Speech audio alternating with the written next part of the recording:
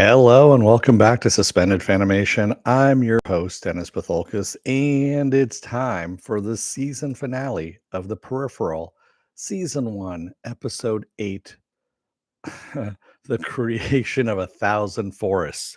Had to look at what that title was there for a second. Welcome, everybody. Let me take care of some business first and we'll get down to it. If you like what you see here, like, share, and subscribe. If you're still on the fence about subscribing, take a look at the video that pops up at the very end here. YouTube takes the algorithms of all the stuff you've been watching and tries to match it as best as possible to one of the videos, my vast video library, and pops it up here just for you. And if you like what you see there, please hit that subscribe button down below there. And if you can, hit that like button, the share button as well. And if you want to know when I'm going to be on live again next, well, you can try and hit that bell down below. It's a 50-50 chance of YouTube notifying you. Best thing to do is go over to suspendedfanimation.com. Take a look at the schedule I put up there. I change it out every week. It's mostly accurate. Work days, it's a little bit, it's a little bit on the iffy side right now, but usually it's accurate there. Plus, I have all the links to my social media there and all the links to my pages as well. So, yeah. Yeah, sorry about last night. I was supposed to do, a podcast, and nope, it was just I'm after next week. I'm going on vacation, so I'm going to be off for almost an entire month from work, 3.5 weeks. So just long enough, as I told my boss, to forget how to do things at work. So yeah, I'm packing stuff in, as much as possible, and yeah, that's what's going on right now. Anyway. Spoiler alert, I am going to spoil the episode. If you have not seen the episode, go and watch it. Come on back. This will be a video. You can comment down below in the comment section. Give you enough time to hit pause, run away, whatever you need to do. Okay. All right.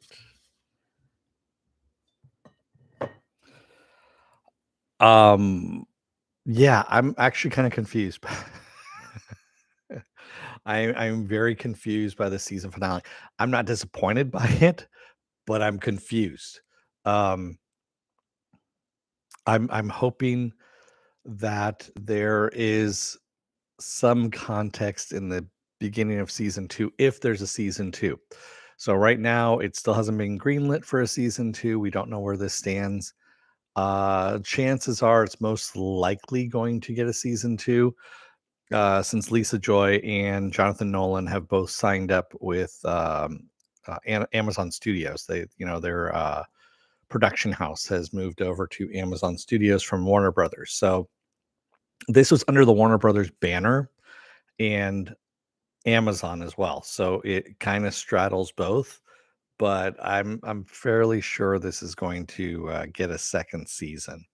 It just has unlike Paper Girls was great, but it just didn't have the backing of some bigger names, is what it was in the production. And that's the reason why I didn't get a second season, unfortunately, even though it should have, it really should have, but I'm fairly sure this will.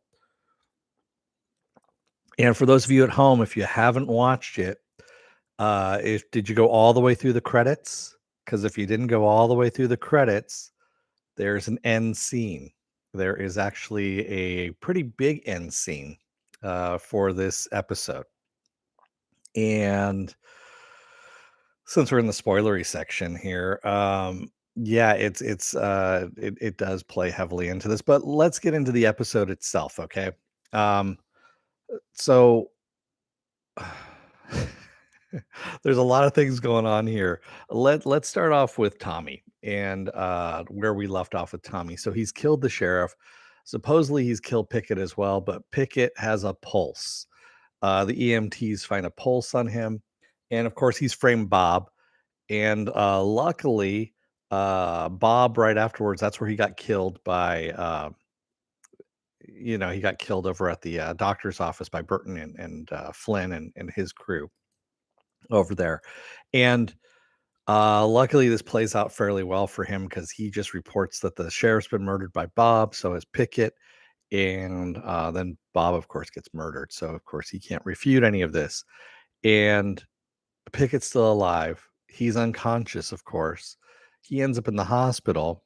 And Tommy's pretty much, he could be fucked really, really bad at this point.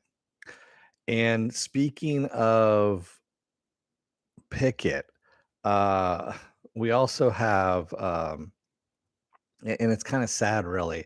Jasper, Jasper, and Pickett's crew. Well, Pickett's crew pretty much just kind of blow off Jasper as being second in command, and they're kind of treating Jasper much the same way that Pickett did, and Jasper ends up killing off the rest of the crew.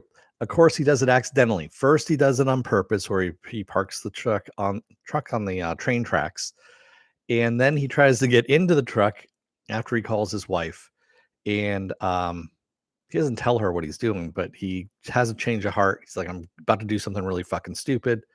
I'm going to change that." And instead, he locks the keys in the truck, and yeah, it's some really fucked up stuff. Penn says Tommy and Jasper both did things way out of character, and it could have major repercussions. And yes, Penn. So one of the things I was thinking of was them doing things that were out of character are exactly what Charisse has been working on. With the God font, influencing emotions, things of that nature. And I'm wondering if she was working on a haptic device that doesn't require an implantation. And maybe that is something that we're getting into that kind of realm where, because then also with Alita and Wilf, um, of course, Flynn and Wilf find Alita, or I should say, they find Alita's peripheral, her child peripheral, in the area where Wilf and Alita used to go when they were children, when they escaped the second time. And Alita finally reveals herself, and we see a scar behind her ear where she had pulled out the implant. And he tells her, he goes, "You don't have immunity anymore. You're gonna die." And she goes, "Yeah, but that's the small price to pay for getting my memories back." And she goes, "You don't remember. You should remember all this stuff when we were in the camp." And so we flash back to the camp of where Alita and Wilf actually met as children, and he was 7 years old at the time. He should be remembering all this stuff. He thinks he was a lot younger than that, but he's not remembering things clearly. And Alita is telling him the implants actually are blocking those memories. That this is all part of the Kleps. The Kleps killed 5.3 million people in a fortnight, as she says. So there was a disease that was starting in the camps, and the Kleps, being as fearful as they were, wiped out 5.3 million people, buried them right there. And she has her peripheral dig up a skull and give it to him. And she says, "Yeah, that's the reason why you don't remember your family. You don't remember your mom, your dad, your brother, sisters."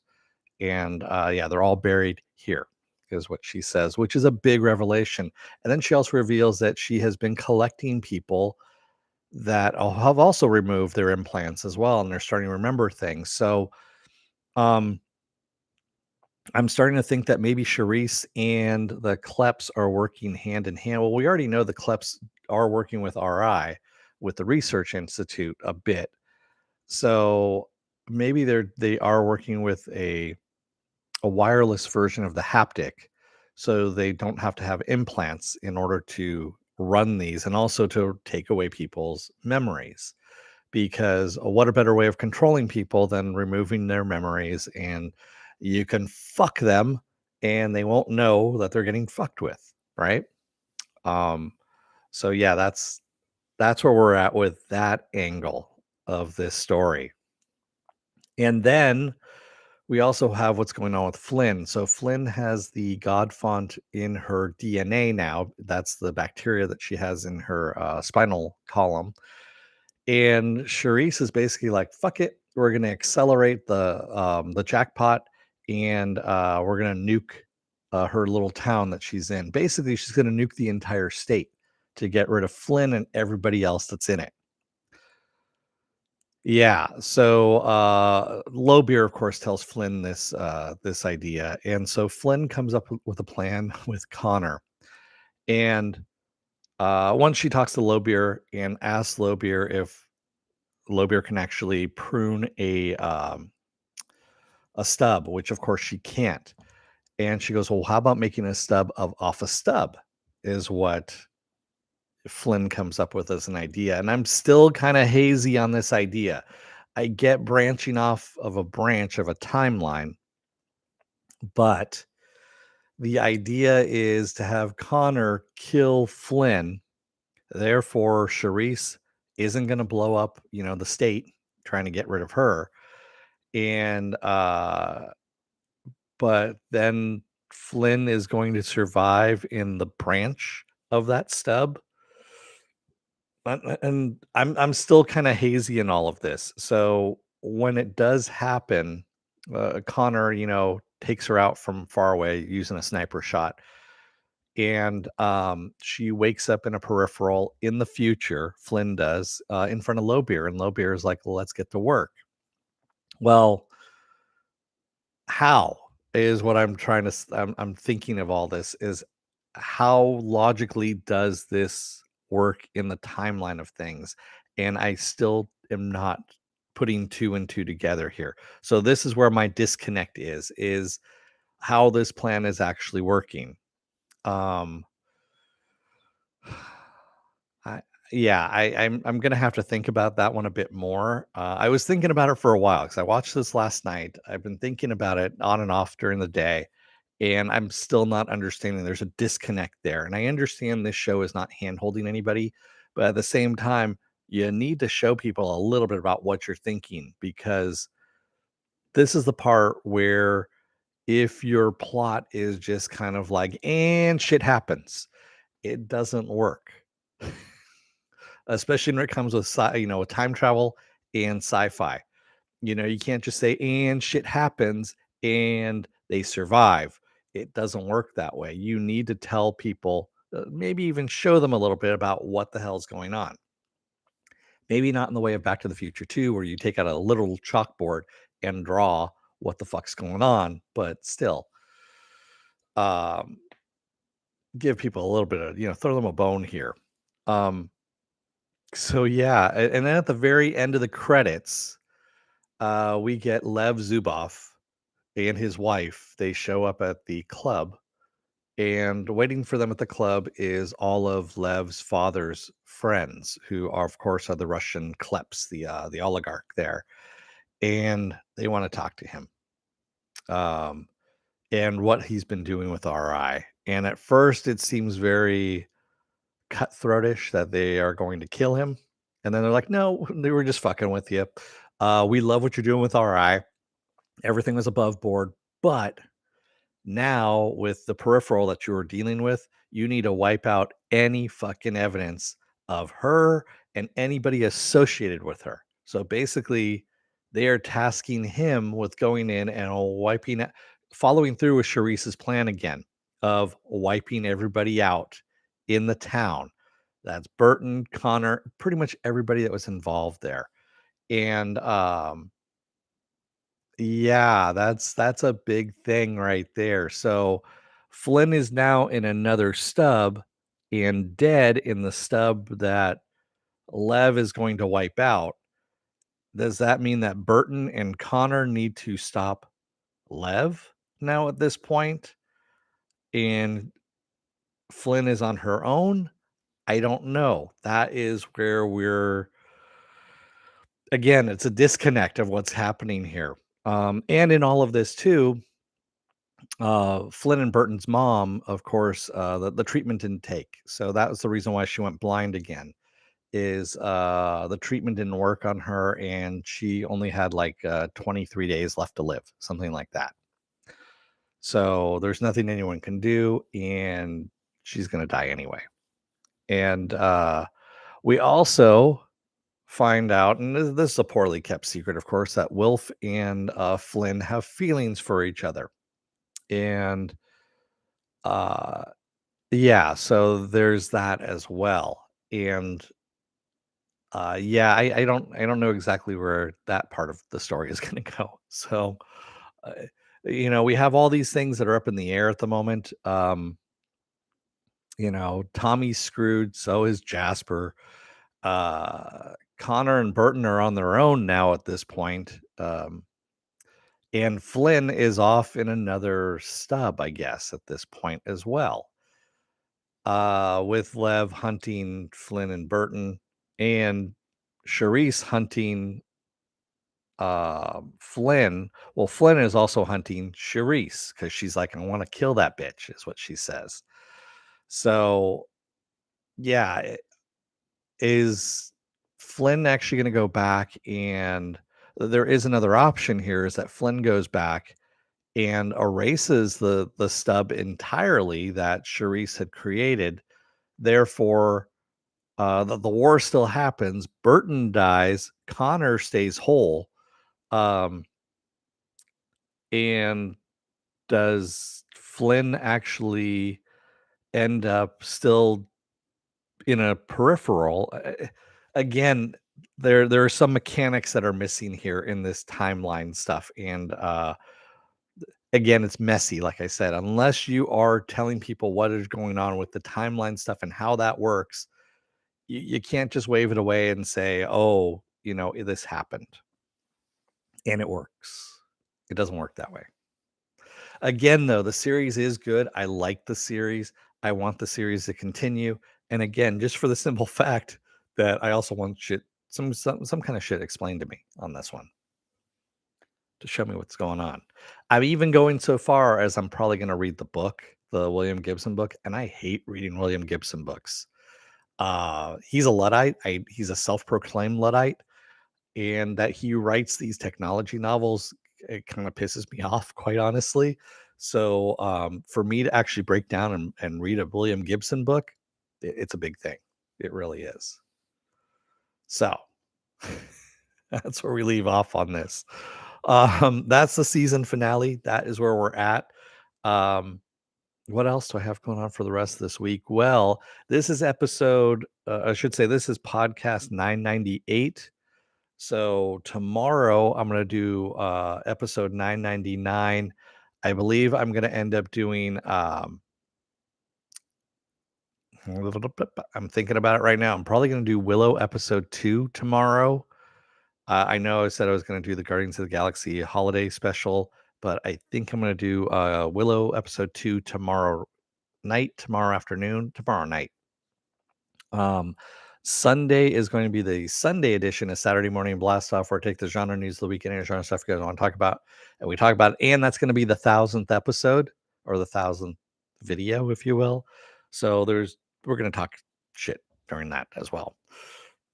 Excuse me. Actually, it might just turn into a spoiler alert, 1,000th episode kind of thing. I'll play that one by ear. So Monday, I'll be Monday. I'm actually going to do the Guardians of the Galaxy holiday special. That's what we'll do there. Monday, I'll do that. Tuesday will be another episode of Is It Worth My Time, and that's going to be Wednesday. The Netflix series Wednesday is going to be on there. Wednesday is going to be a new series, of course, Willow. That's going to be episode 3 of Willow. I'm going to be doing that on Wednesday. Thursday, I'm going to be off. And actually, I don't think I'm going to be off on Thursday. Hang on a sec. Let me take a look over at suspendedfanimation.com where the schedule is and all the stuff that I need to look at. I'm not doing Dark Materials season 3, the final season of Dark Materials. I'm just not interested in it. Oh, that's right. Next Thursday. So next Thursday is going to be a bit on the rough side for me. I have holiday parties, that are going on at work and all that kind of stuff. And yeah, so all that stuff is going on. But that is the first episode. Actually, the first 2 episodes drop of Doom Patrol on Thursday. So I am covering Doom Patrol. I mean, season 4, fuck yeah, I'm covering Doom Patrol. It's my favorite show. So I am going to be covering that. That's probably going to be Thursday, Friday, right there. That's right. Doom Patrol returns. So that's going to be Thursday, Friday, right there for you. So it should be fun. Yes, Tuesday is Wednesday. That's right. Tuesday is Wednesday. Thanks, Ben. Yes, there's just a lot of stuff going on. Yes, I'm back in the house hunting mode, kind of thing, and you know, well, I should say condo hunting mode, if you will. Um, so yeah, there's all kinds of stuff that are going on. Actually, that's why I was a little bit late today. I was offered a apartment that is by work in a really nice, setting and all that stuff, but they wanted way too fucking much for it for about 100 less square feet than what I've got right now. And also it's renting, so it's not really worth it. Yeah. It's almost $1,000 more than what I'm paying right now a month. And no, yeah. So with that said, I'm going to let you guys go for the rest of the night. Thank you to everybody who joined me tonight in the chat. And thank you if you made it this far in the video. If you're still on the fence about subscribing, take a look at the video that pops up at the very end here. YouTube takes the algorithms of all the stuff you've been watching and tries to match it as best as possible to one of the videos in my vast video library and pops it up here just for you. And if you like what you see there, please hit that subscribe button down below there. And if you can, hit that like button and the share button as well. And if you want to know when I'm going to be on live again next, go over to suspendedfanimation.com. Take a look at the schedule I have up there. I change it every week. Also, I have all the links to my social media there and all the links to my pages as well. All right. Thanks, everybody. I will see you guys again tomorrow night for Willow episode 2. Until then, don't let the door hit your ass on the way out. Otherwise, you may not know if you're living in a stub or a stub of a stub and how you got there. And also, is that stub actually stable? But more importantly, are you now in a stub of the future or is it a stub of a stub of a stub? And does that stub go back to the stub of the stub of the stubbity stub? I'm just liking stub now at this point. Thanks, everybody. I will see you guys again tomorrow. Until then, stay safe, beware, stay safe, be well, take care, wear those masks, get those vaccine shots, and get the boosters as well. They don't work without the boosters. And stay safe out there, everyone. Thanks. Have a good rest of your night. See you tomorrow. Good night.